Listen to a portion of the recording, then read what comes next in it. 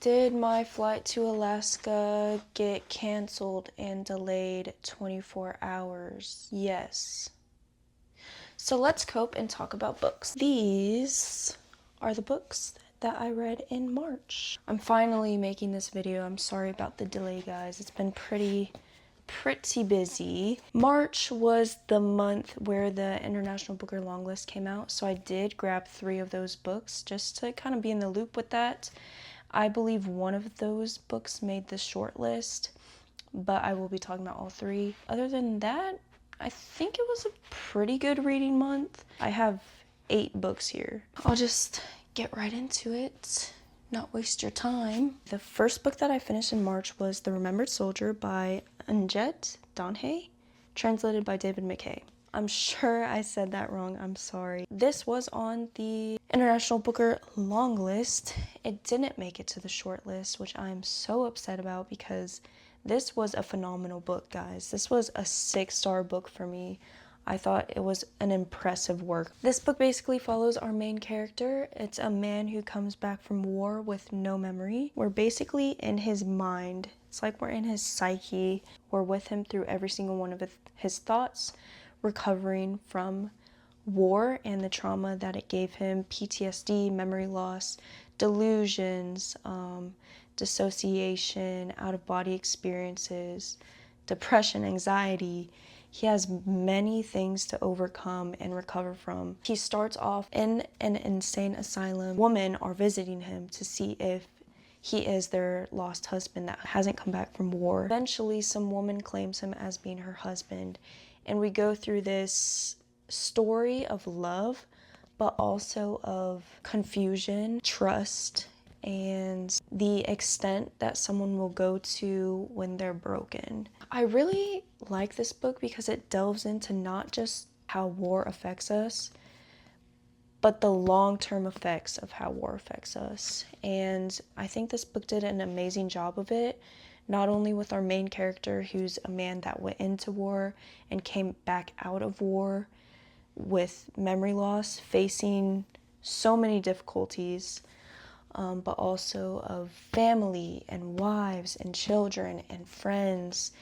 And this even gets into imagery of some scenery in the book of like the war zone and how that looks and how it affects the people living there. It just really draws your attention into the reality that war creates. It's such a great work as well because this author, with how many perspectives she used in this book, her work wasn't biased at all towards any specific perspective. All these people have different perspectives and different opinions on war and how things should have gone, shouldn't have gone, how things should run now, how things shouldn't run now. And even with all that, she wasn't a biased author that leaned towards one side as opposed to the other.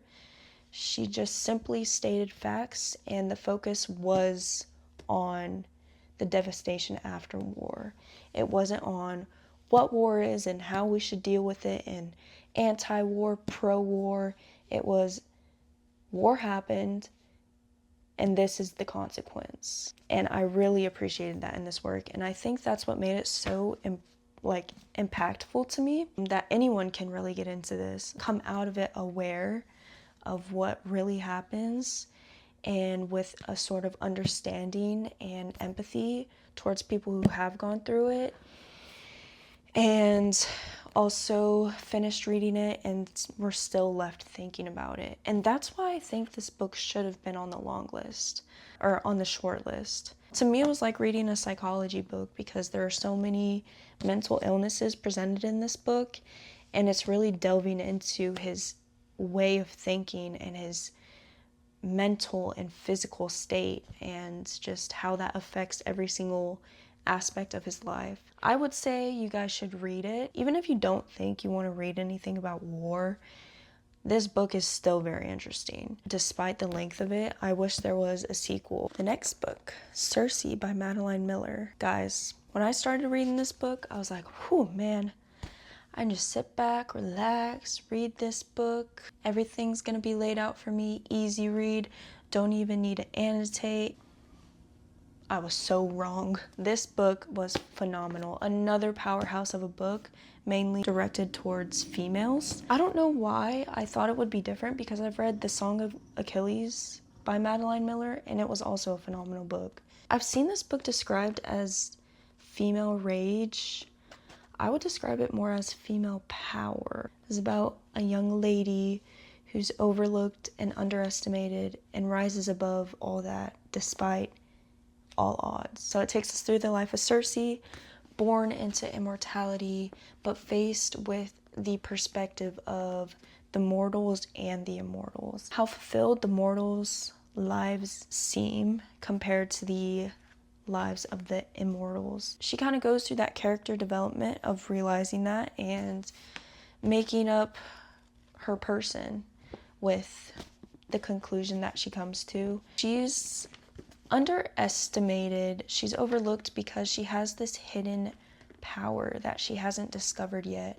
And when she does discover this power and she tells people about it, they don't believe her. As a consequence of being embarrassment to her father, she's banished to this island, banished to isolation for the rest of her life. That just led her to discover herself, discover her power, discover her worth, discover her worldview. This book is definitely about female empowerment, but it also explores the ideas of motherhood, of love, of influence, and of loss and betrayal. To me, what really stood out to me is the way it explores the idea of life, the power of life and the frailness of it, how humanity is a privilege to experience emotions and pick the path that life lays out for you, as opposed to a life that goes on and on forever and isn't worth anything. It kind of reminds me of that quote where it says, "Make death proud to take us." I love Greek literature. I grew up on Percy Jackson Lost Hero series, and I recently just got like ancient Greek literature to read.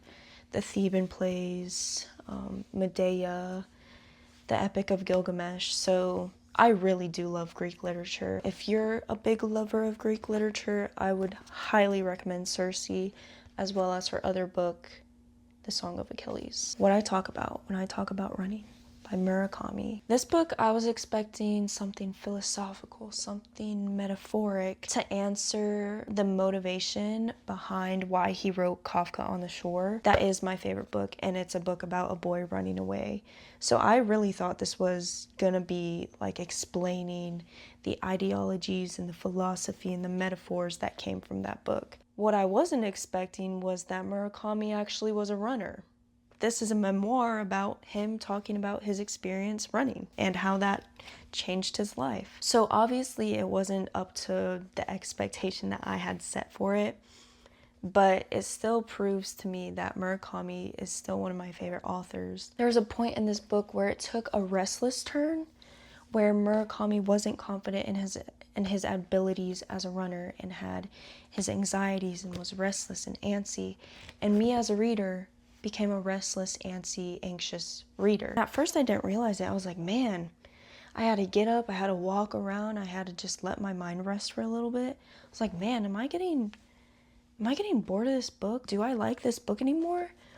And then I sat down and I realized this man has the power to write where what he's writing about, uneasiness, antsiness, anxiousness, restlessness, is transferring to me as I'm reading this book. That is talent. I love when I feel like I'm experiencing these emotions with the characters in the book, except this is a memoir.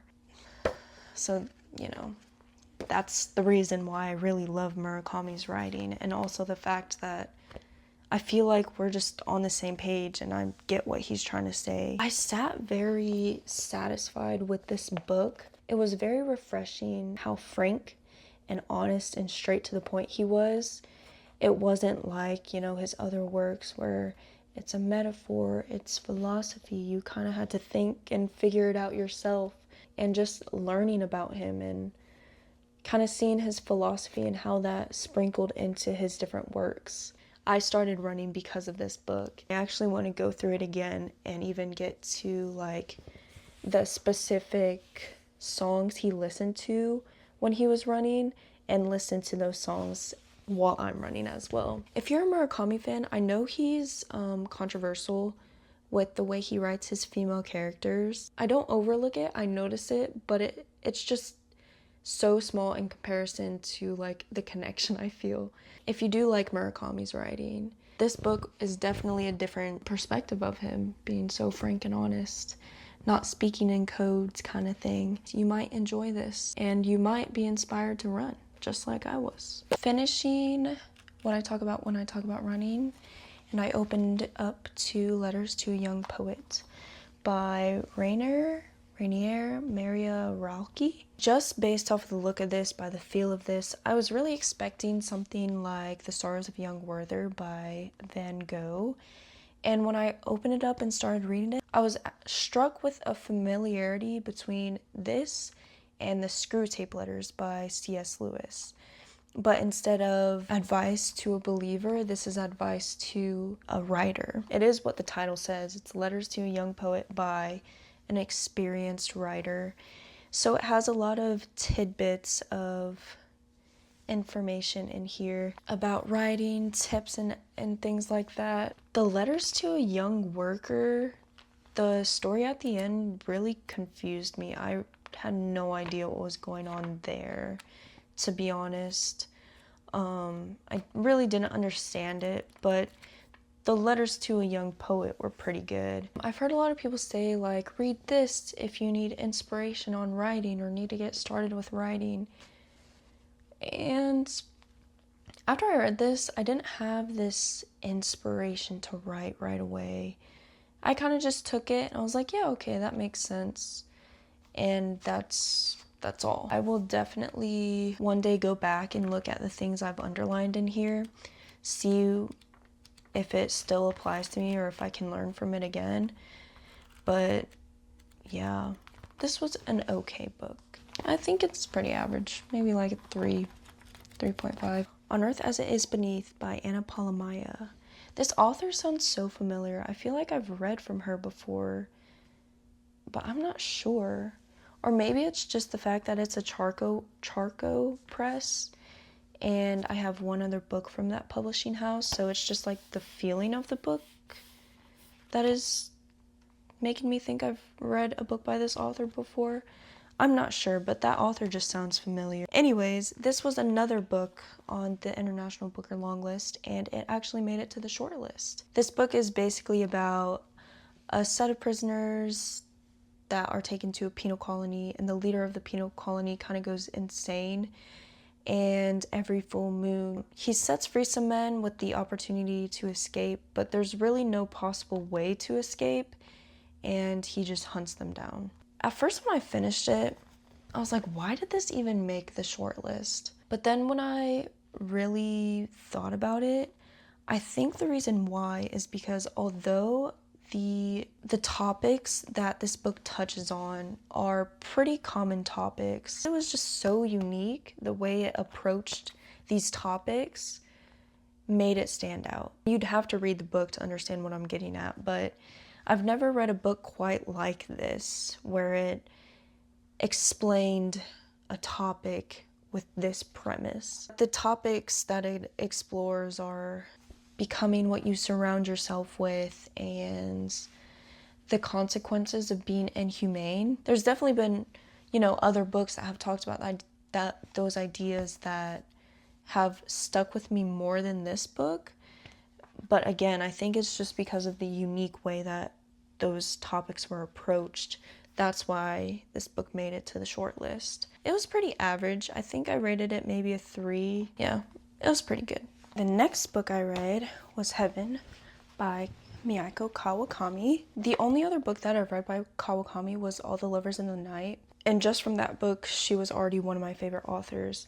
So this is the second book I've read by her, and oh my gosh, this is definitely Kawakami's work. I think if you want to read either of the two books that I mentioned, from my knowledge from her writing, definitely check where you're at mentally and emotionally, because if you're in a downer, you're gonna stay down. Kawakami is an unafraid author to point out the flaws of a person, how deeply flawed someone's thoughts and actions can be. And she presents it in such a devastating, real way where it feels so suffocating and so tangible. In this book, she talks about two teens who are bullied.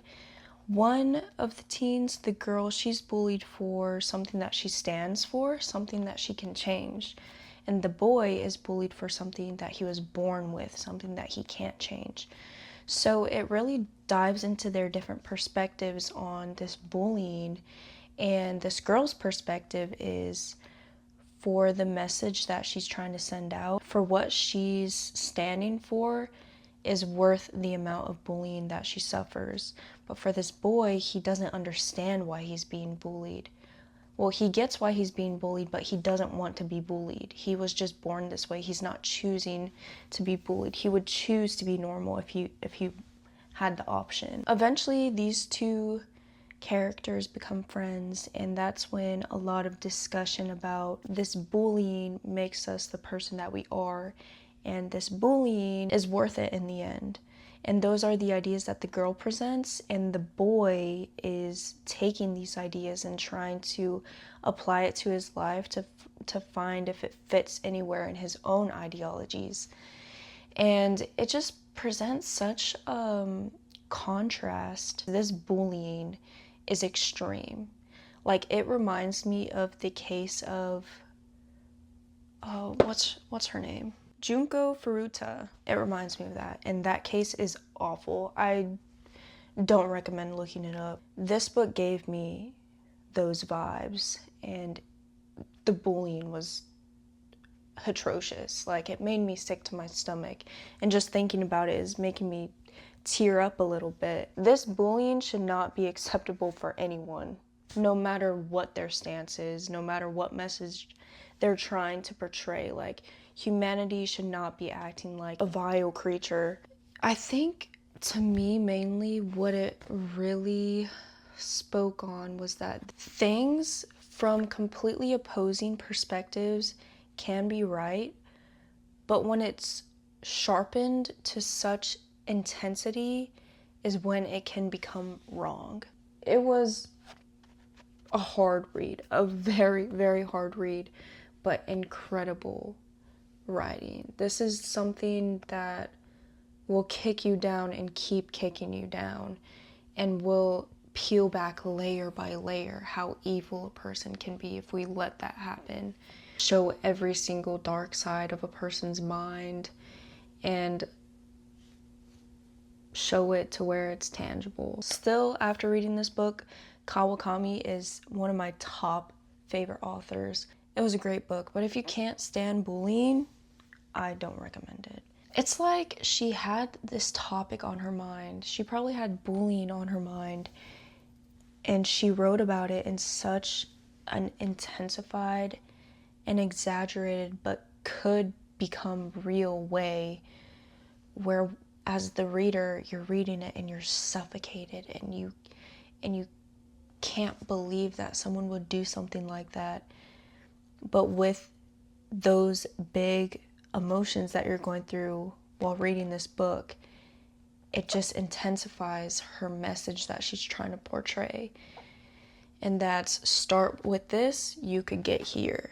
Start with this is how much you can affect a person. I think that is an excellent way to get your reader's attention and to get your point across. And the way she can do it is incredible. Just caution while reading this book. I would also maybe advise looking up what it's about before you read it, like trigger warnings, I guess. While I was reading that book, and mind you, that's the second book of Kawakami's I've read, and the last book was like a while ago back.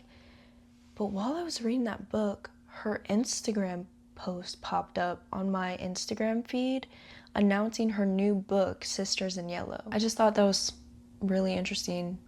Of course, the one time I'm reading her book, I see her new book being announced. The next book is another International Booker Longlist nominee.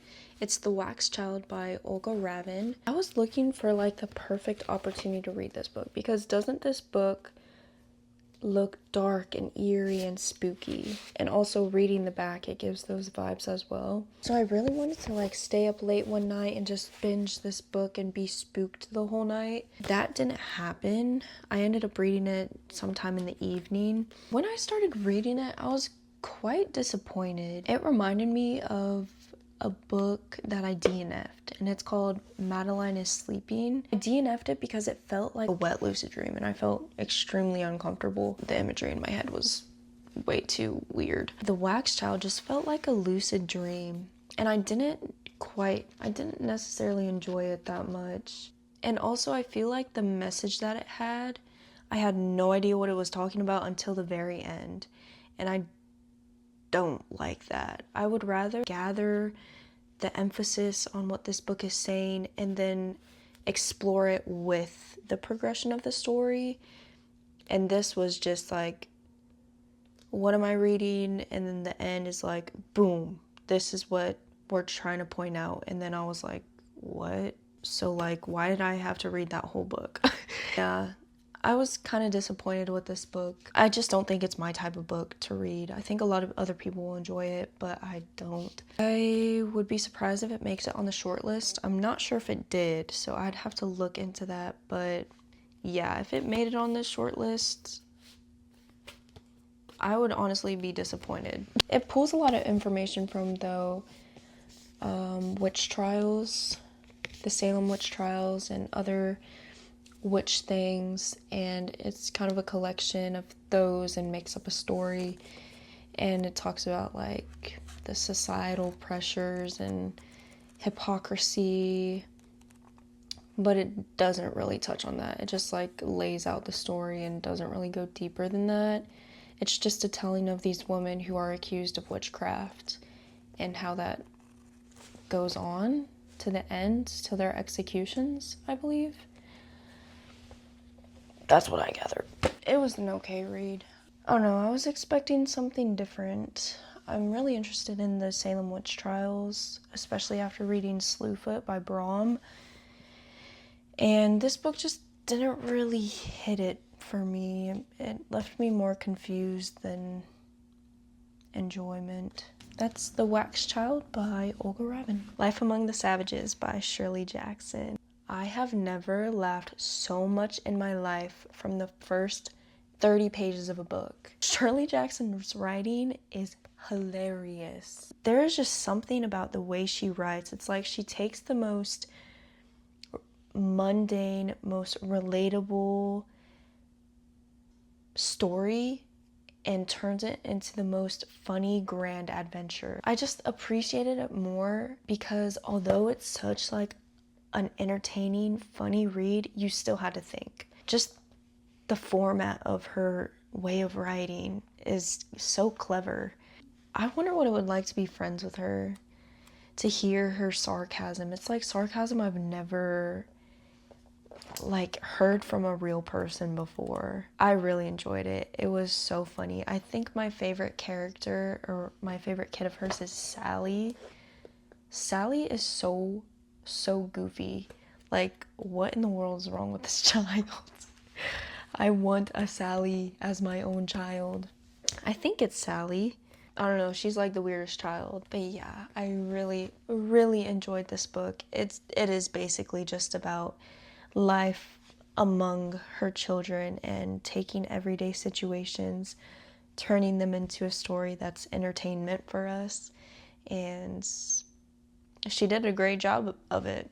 I definitely recommend this. I feel like this is a perfect summer read. Yeah, definitely a good one. I didn't even realize that Life Among the Savages was the last book I read in March, but it is. Once again, these are all the books that I read in March. Anyways, I hope you guys enjoyed and maybe got some recommendations out of this 8-book selection that I present to you today. I also want to thank you guys real quick because I've gotten a few new subscribers, and I can remember when I had 11 subscribers.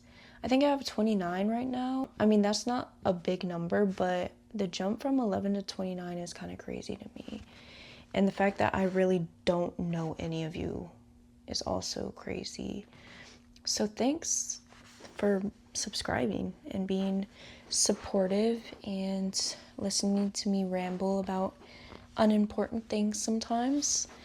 I really appreciate it. And if you who are new, or those who are a stalker, if you enjoyed today's video, I hope you comment, like, and subscribe because it motivates me to do more of the videos and not feel so silly.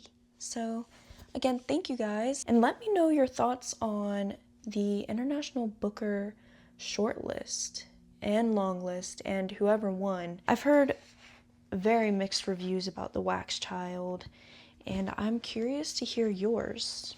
No judgment from me, just want to know. I should go. Thanks for watching. The morning of March 28th, the day after I finished reading The Wax Child, this is what I wrote. I had a dream that I got beheaded, and I died, but my soul was wandering the earth because I couldn't let go and choose to go to heaven.